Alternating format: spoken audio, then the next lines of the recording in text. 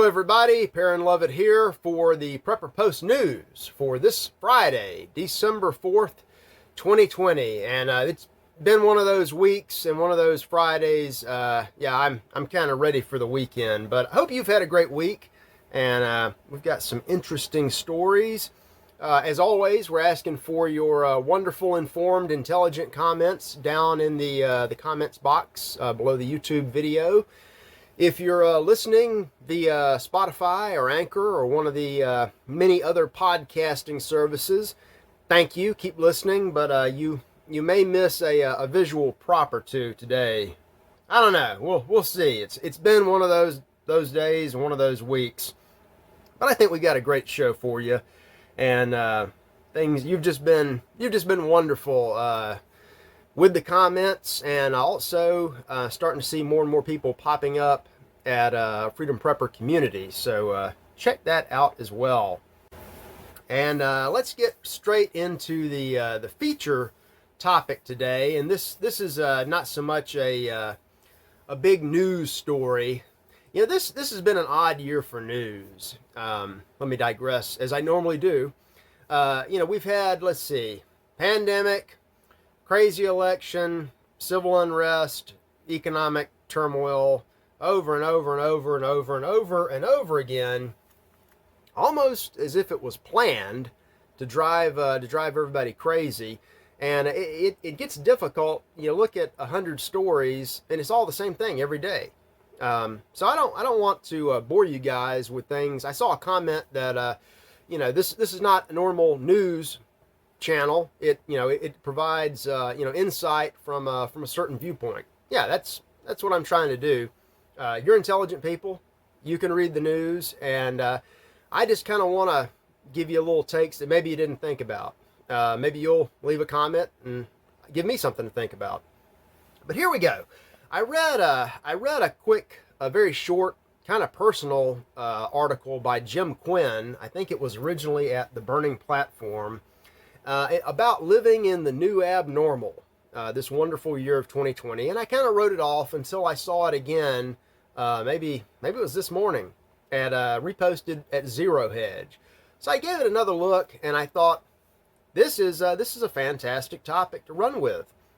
And Jim went out on a walking or bicycle tour at a park, and he was having a great time with his wife, seeing the sights, enjoying nature, out there all alone in the wilderness. And he noticed there were a few other people out. I mean, it's 2020, it's December. People don't go out as much, so there weren't as many. But most of them that he saw were wearing masks, and he thought, why? You're out here by yourself. I'm 100 feet away. What are you afraid of? And what it really goes to is that so many people have just consented to the behaviors that we're told without real explanation that we have to engage in, and they're just being obedient. And he ended the article with a quote from the V for Vendetta movie about giving your silent consent and being obedient because you're scared. It's understandable. Things are frightening, or so you're told.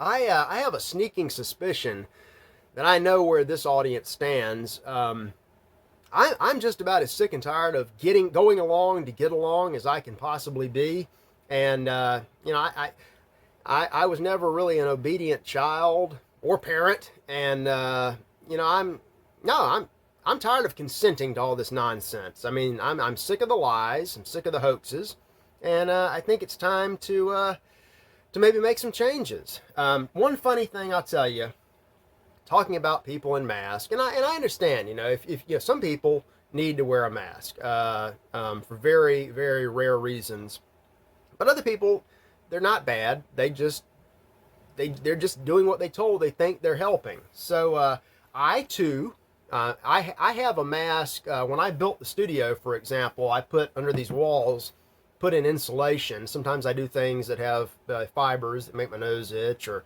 dust gets in, down the lungs, makes you cough. I have an N95 mask for, mild construction purposes. I don't like wearing it. especially out anywhere. So I wasn't wearing one. Everywhere I went early on, they told me, you got to have a mask. You need a mask to come in. And I did I have a condition. I'm sane. I'm not part of the club. Can't. Well, finally, I said, you know what? I'm going to do my part. We're all in this together, so I'm gonna go get a mask. And I bought one. And I didn't want to wear it. I went to Verizon, of all places, where I've had an account for 20 years and given them tens of thousands of dollars. Wouldn't let me in without a mask. You need a face covering. I said, any mask? They said, any mask. I said, any mask. Any mask. So I I got to test out my mask, and it was a standoff. They were not amused, but I was in there for about an hour, and this thing got rather uncomfortable. But I did my part. I had a mask. I'm gonna show it to you. So yeah, I went to the store. I wanted Darth Vader, but the only adult mask they had, and I can't even see out of this thing, very uncomfortable, was the Black Panther. And then the real Black Panther, the man died. So I felt kind of bad.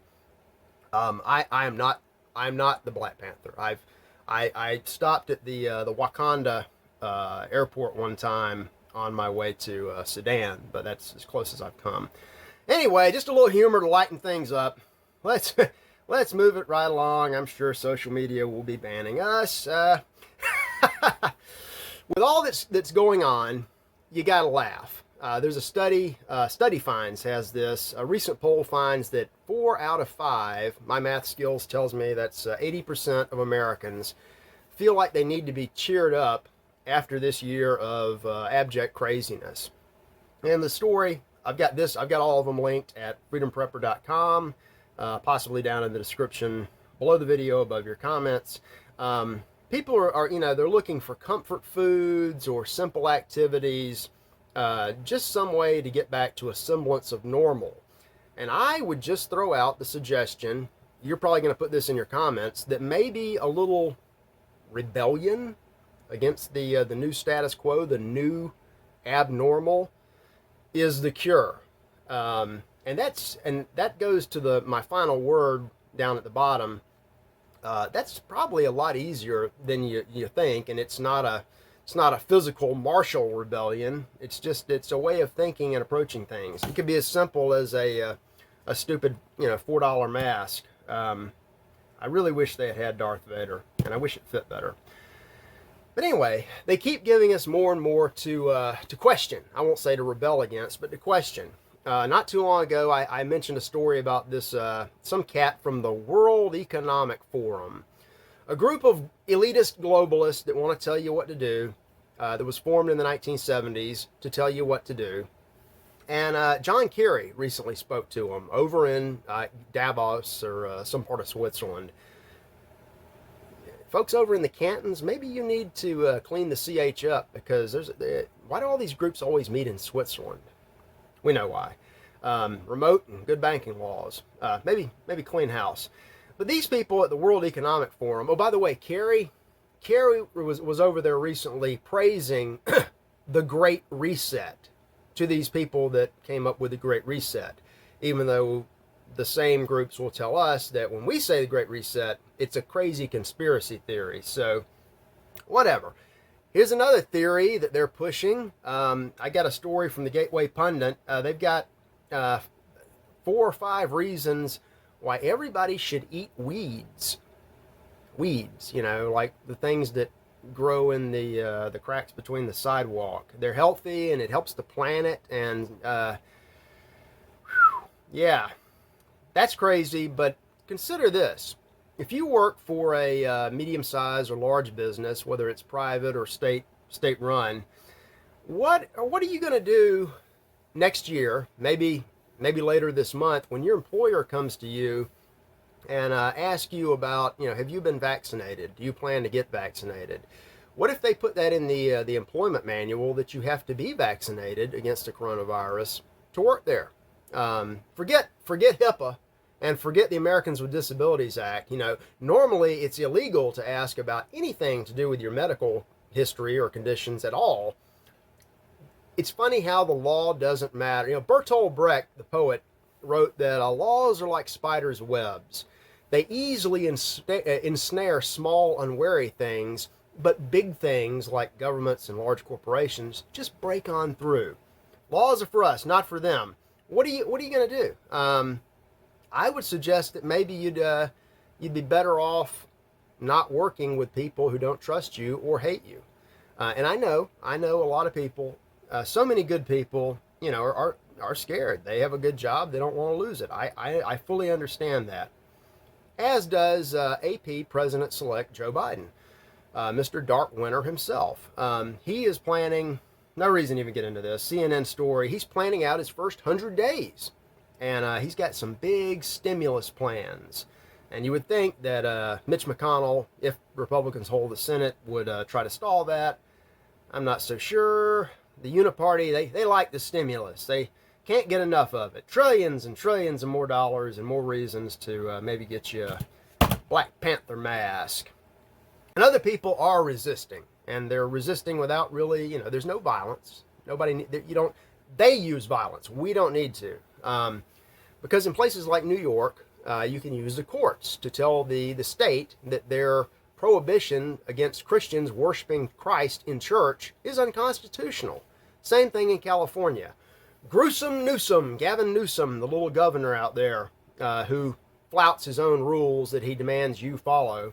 And, you know, you wear a mask and stand outside the restaurant. He'll sit with his friends and eat sans a mask. He's, you know, locking down the churches again. And praise God, we have churches that are planning to resist. They're going to keep on, and they should. Check out the Sacramento Bee for that one. Got a Daily Mail story about Project Veritas, which I don't, for some reason, I don't follow O'Keefe's work the way I should, but I'm always impressed. First of all, that nobody catches on. He's like the right-wing Borat. He shows up, everybody should know who he is, but he and his people just infiltrate all these groups and get the goods. And this time, they have proven right-wing biases. I got a spelling mistake there. Right-wing biases at CNN. And it's to the point that CNN is hopping mad and threatening to sue him.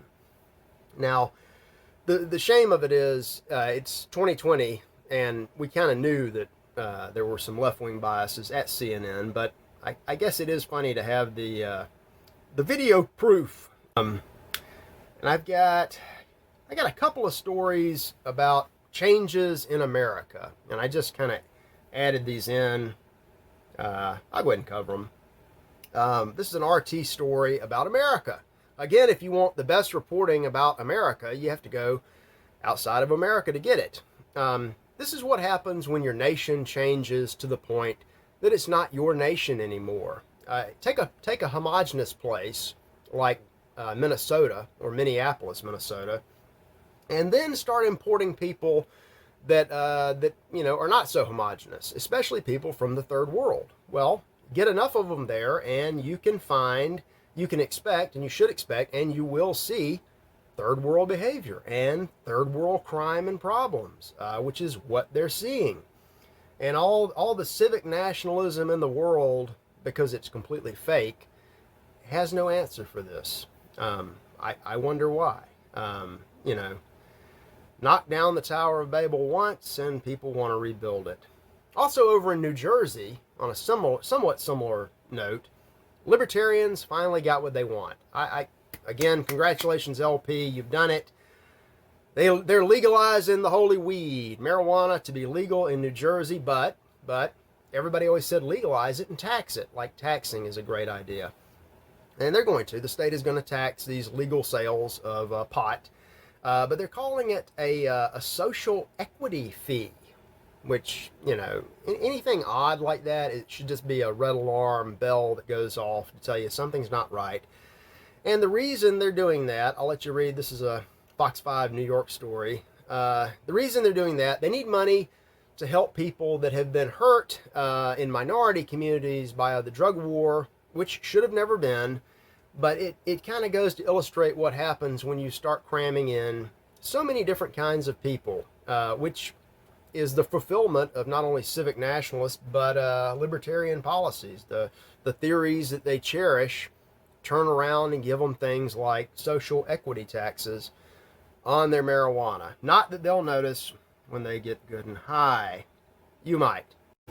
I've got a couple of just excellent reading stories from the other day. Both of these are from Crisis Magazine. One is a favorite author of mine, and the other is a newer guy who just graduated from Yale Law School. He is Alexander Frank, and he writes frankly about some of the trappings and the consequences that America and the West sees now, that we're seeing and that we have been seeing from the sexual revolution, which, you know, did not necessarily start in the 60s, and it's not necessarily over, but it continues to impact our lives, especially the way Christians live and worship.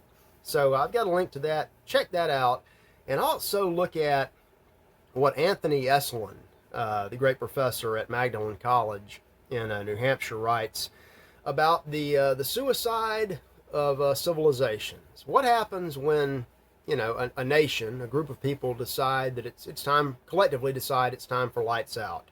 Now, they don't usually, you know, unless you're talking about the Jonestown cult, they don't do something dramatic, but they start adopting policies and ways of life that lead to the same effect. And it all boils down to what happens when nothing is sacred. And he keeps going back to that. When you give up on especially the meaning of human life, both as it to its own intrinsic value and for all the things that it can give us, you lose not only those lives, but you lose the society around them. He's an excellent author. I highly recommend his books and anything that he writes. He's a professor at Magdalen in New Hampshire, which is one of the two, I think, best colleges in the United States. The other one would be Thomas More, also in New Hampshire. So, yay, New Hampshire. And that leads me to another book, and the final word of the day is competence. And this was sparked by a video interview that I'm linking to on the George Bruno show, which I believe is out of Florida. Not that familiar with it, but I am familiar with his guest of the day, my friend Ivan Throne. And Ivan is an absolutely fantastic, very interesting man. Watch the video. It's about 25 minutes, a little longer than this video. You will notice right off the bat that Ivan speaks differently. He is 100% deaf, and yet he manages to read lips and vocalize and hold intelligent conversations. That's how I first became acquainted with him. His life story is in the foreword of one of his books, and it's just very impressive that you can have something like, you know, childhood onset of complete deafness and still become a major success. So the topic of this video interview is the dark world. No matter how you look at it, it's, you know, from a Christian or a secular standpoint, we got a lot of darkness all over the place. And you can still succeed in that because of what Ivan calls here competence. And he calls it the joy of competence. You can look forward to conflict because no matter what you do, you know that you can do it well, and you can, you know, make lemonade out of lemons in any situation. And I'm putting up a link to his, I don't think it's his first book, it was his first big book, The 9 Laws. And this is, these are rules to go by for making your way in a turbulent world. It kind of, with good reason, it kind of sounds like the 5 rings of Japanese sword play. And it's interesting because Ivan is, this sounds hokey, but it's true. He is a trained ninja, spent decades studying, I guess it's ninjutsu. And I saw a confrontation between him and some Antifa people, and it's real. You would not want to mess with this large, trained man. I read the book and I reviewed it. It's got some wonderful prints of old Hans Holbein wood carvings, and there's some interesting messages just in those pictures. A lot of people were kind of scared of the book because here's a guy, a big, aggressive, tough guy, who takes all the bad things in the world and says, we can turn this to our advantage. You know, we can use the ring of power against its dark master. And people are saying, oh, this sounds scary, you know. And if you can find my review, read it. Trust me, the book is excellent. He's 100% good guy. I would like to interview Ivan. I don't think we could do it in person. I don't think both of us would fit in this small studio. But check that out, and always find inspiration and hope, and don't ever fear the darkness. Just know we're going to get through it, no matter how crazy things get. And, you know, go get you a $5 mask, and, you know, we're not out to hurt anybody's feelings. We're just out to stay sane and stay competent. So, I'm signing off for the week, thank God. And I hope you guys have a wonderful weekend. And something tells me it's Pearl Harbor Day coming up on Monday. Maybe we'll talk about that. We'll talk about something. I'll see you then.